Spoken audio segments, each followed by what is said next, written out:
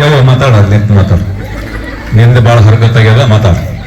ಎಲ್ರು ಶರಣರಪ್ಪ ಶರಣ. ಇವತ್ ನಮ್ ದೇಶದಾಗ ಏನ್ ನಡೆದೈತ ನಮ್ಗೆ ಗೊತ್ತೈತೇನ್ರೋ ನಿಮಗ?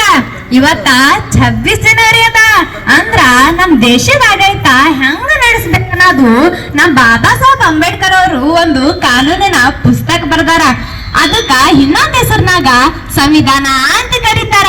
ಅದು ಇವತ್ತ ನಮ್ ದೇಶದಾಗ ಜಾರಿಗೆ ಬಂದ ದಿನ ಐತಿ. ಅದ್ರ ಸಲಿಂದ ನಾವು ನೀವು ಎಲ್ಲರೂ ಕೂಡಿ ಗಣತಂತ್ರ ಹಬ್ಬ ಆಚರಣೆ ಮಾಡ್ಕಂತೇವು. ಇಡೀ ನಮ್ಮ ದೇಶಕ್ಕ ಕೆಂಪು ಮುಸಡಿ ಅಂಗ್ರೇಜಿಗರು 200 ವರ್ಷ ಆಳ್ಕೆ ಮಾಡಿದ್ರು. ನಮ್ಮ ದೇಶನ ಸಂಪತ್ತನ್ನ ಲೂಟಿ ಮಾಡಿದ್ರು. ಅದಕ್ಕಂತ ಹೇಳಿ ನಮ್ ದೇಶ ದೊಡ್ಡ ದೊಡ್ಡ ನಾಯಕರೆಲ್ಲ ಬಾಳ ಬಡ್ದಾಡ್ರಂತ. ಈ ಎಳೆದಾಗ ಅವ್ರ ಹೆಸರು ಹೇಳ್ಬೇಕಂದ್ರ ಗಾಂಧಿ, ನೆಹರು, ಅಂಬೇಡ್ಕರ್, ಬೋಸ ಇನ್ನ ಬಾಳ ಮಂದಿ ಅದಾರ. ಅವರೆಲ್ಲ ಸೇರಿ ಬಡ್ದಾಡಿ ನಮ್ ದೇಶಕ್ಕ ಸ್ವಾತಂತ್ರ್ಯ ತಂದು ಕೊಟ್ರು. ಸ್ವಾತಂತ್ರ್ಯ ಸಿಕ್ಕ ಮೇಲ ನಮ್ ದೇಶದ ಆಡಳಿತ ಹೆಂಗ ನಡ್ಸ್ಕೊಂಡು ಹೋಗ್ಬೇಕನ್ನೋದು ಒಂದ್ ದೊಡ್ಡ ಚಿಂತೆ ಇತ್ತು.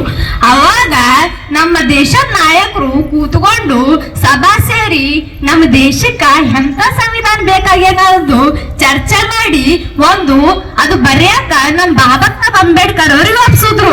ಅವರು ಜಗದಾಗಿನ ಬ್ಯಾರೆ ಬ್ಯಾರೆ ದೇಶಕ್ಕೆ ಹೋಗಿ ಅಲ್ಲಿನ ಸಂವಿಧಾನ ಅಭ್ಯಾಸ ಮಾಡಿ ಅದ್ರಾಗಿನ ಚಲೋ ಚಲೋ ವಿಷಯಗಳನ್ನ ಆಯ್ಕೊಂಡು ನಮ್ಮ ದೇಶಕ್ಕೆ ಏನ್ ಹರ್ಕತ್ತ ನೋಡಿ ಅಂತದೊಂದು ಸಂವಿಧಾನನ ಬುಕ್ಕಾನೇ ಬರೆದುಕೊಟ್ರು.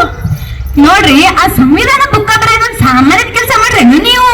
ಅದು ಬರೆಯಾಕ 2 ವರ್ಷ 11 ತಿಂಗಳ 18 ದಿವಸ ಹಿಡ್ದೈತಿ. ಅದಕ್ಕೆ ಮುಂದ 1950 26 ಜನವರಿಗೆ ನಮ್ಮ ದೇಶದಾಗ ಚಲಾವಣೆಗೆ ತಂದ್ರು. ಅವತ್ತಿನಿಂದ ಇವತ್ತಿನ ತನ ನಾವು ನೀವು ವರ್ಷ ವರ್ಷ ಧೂಮ್ಧಾಮಾಗ ಹಬ್ಬ ಆಚರಣೆ ಮಾಡಕತ್ತೀವಿ. ನೋಡ್ರಿ, ಬರೀ ಹಬ್ಬ ಆಚರಣೆ ಮಾಡಿದ್ರೆ ಆಗಲ್ಲ, ಅದನ್ನ ಚಂದಾಗಿ ಕಾಪಾಡ್ಕೊಂಡು ಹೋಗೋದು ನಮ್ ಧರ್ಮ ಆಗೈತಿ. ಅದು ಚಲೋ ಇದ್ರೆ ನಾವು ನೀವು ಚಲೋ ಆಡ್ತೀವಿ ಅಂತ ಹೇಳ್ಕೊತ ನನಗೂ ಮಾತಾಡಕ್ಕೆ ಸ್ವಲ್ಪ ಯಾಯ ಕೊಟ್ಟಿದ್ದ ನಿಮಗ ಮತ್ತ ನಮ್ಮ ಮಾಸ್ತರ್ಗಳಿಗೆ ಮತ್ತೊಮ್ಮೆ ಶರಣಾರ್ಥ ಹೇಳ್ಕೊತ ನನ್ನ ಮಾತು